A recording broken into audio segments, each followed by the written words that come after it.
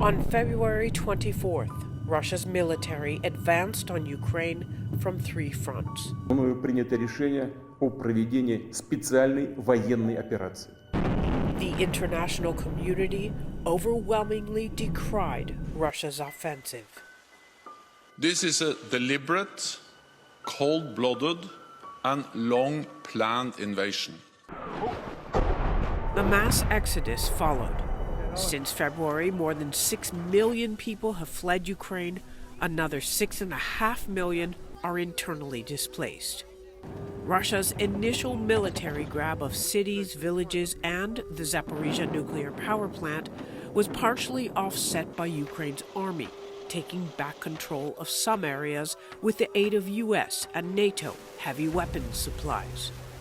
Evidence of war crimes has repeatedly surfaced in liberated areas.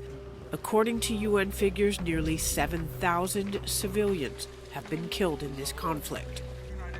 Zaporizhzhia nuclear plant remains under Russian control. Shelling there has fueled concern of a nuclear disaster. Following a September plant inspection, International Atomic Energy Agency Chief Rafael Grossi described Zaporizhzhia's status as untenable.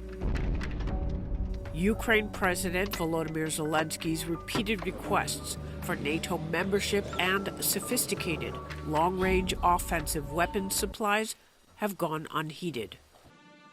In September, President Putin called to mobilize an estimated 300,000 military personnel, prompting protests and a mass exodus of military-age men. In November, Russian troops partially pulled back from the strategic southwestern city of Kherson, Ukraine. Almost immediately, Russia carried out a mass wave of strikes targeting and crippling Ukraine's major power facilities.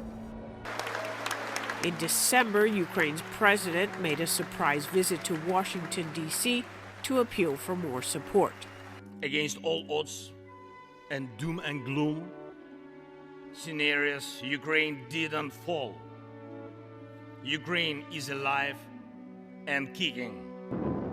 Amidst a current war of attrition where both sides are desperately fighting to hang on to ground, Zelensky came away from his Washington visit with another pledge of U.S. military support.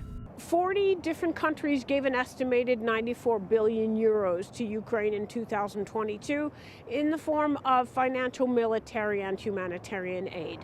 Moving into 2023 with no end to this war in sight, is that amount sustainable, and what more above and beyond may Ukraine need?